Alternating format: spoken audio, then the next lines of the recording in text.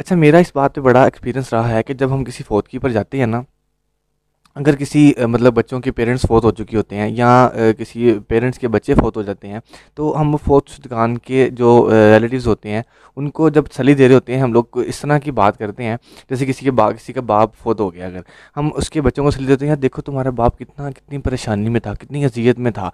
मतलब कि उनकी बीमारी उन पर इतनी हावी थी कि उनको ज़िंदगी गुज़ारना मुश्किल थी। उनके लिए ज़िंदगी के मराहिल गुज़ारना बड़े मुश्किल हो चुके थे। वो इतनी परेशानी में थे, इतनी अज़ियत में थे, इतनी तकलीफ़ में थे कि वो तकलीफ़ उनसे बर्दाश्त नहीं हो रही थी।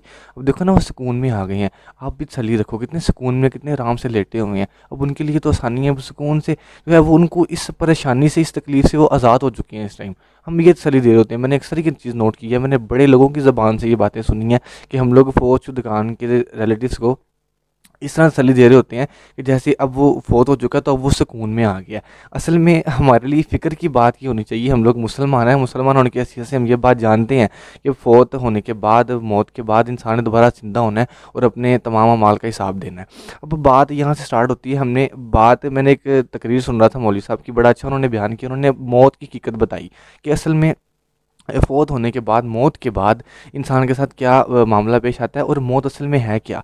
हमने जो मौत का कॉन्सेप्ट समझ लिया ना, मौत का कॉन्सेप्ट मैंने आपको समझा दिया कि हमारी नज़र में मौत का कॉन्सेप्ट क्या है। वो यही है कि यार हम लोग कितनी अज़ियत में थे, एक्सीडेंट हुआ था, हड्डी टूटी हुई थी, दिमाग का फ्रैक्चर था, फलाँ चीज़ थी, कैंसर था, कितनी अज़ियत में था, अब सुकून में आ गया। हमारे नज़दीक मौत का कॉन्सेप्ट ये है। ना, मौत का कॉन्सेप्ट हरगिज़ ये नहीं है। मौत के बाद असल ज़िंदगी स्टार्ट होती है। असल में ना मौलवी साहब ने साफ बताया, मैंने तकरीर में सुना, बड़ा वाज़िह मतलब उन्होंने समझाया कि 2 मराहिल हैं। एक मौत से पहले का मरहला है और एक मौत के बाद का मरहला है। मौत असल में नाम ही इस चीज़ का है, दोनों मराहिल के दरमियान पार्टीशन का नाम मौत है। अब जो पहला मरहला है ना, उसमें इंसान ने तैयारी करनी है, दूसरे मरहले में उसको उस तैयारी का रिज़ल्ट मिलना है। अब वो नेगेटिव भी हो सकता है, वो पॉज़िटिव भी हो सकता है। जो इंसान दुनिया में रहकर अल्लाह के हुक्म पर चलता है और आप सल्लल्लाहु अलैहि वसल्लम की सुन्नतों पर अमल करता है, जो हदीसों में बातें आई हैं, जो हदीसों में हुक्म आया है, जो अल्लाह पाक ने कुरान पाक में हमारे लिए हुक्म बताए हैं सारे, अगर उनकी तामील करता है, उनको मुकम्मल करता है, उन पर चलता है, अमल पैरा होता है, तो उसके लिए इस मौत के बाद जो मरहला सेकंड आता है, वो आसान हो जाता है। और जो इंसान उस मरहले को नहीं मतलब उस फर्स्ट मरहले में रहकर तैयारी नहीं करता सेकंड मरहले के लिए, तो उसके लिए दुश्वारी है।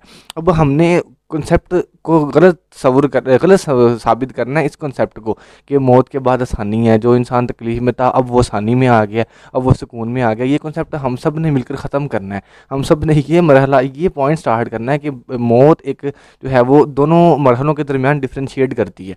पहला मरहला एक है और दूसरा मरहला मौत के बाद का स्टार्ट होता है, जो कि कभी ख़त्म नहीं होता, जो कभी ख़त्म होने वाला है ही नहीं है। मौत एक हकीकत है, लेकिन दुनिया के पॉइंट ऑफ व्यू से इंसान ने इस दुनिया से पर्दा कर जाना है, इस दुनिया से मिट जाना है, इस दुनिया से ख़त्म हो जाना है, मिट्टी के अंदर दब जाना है।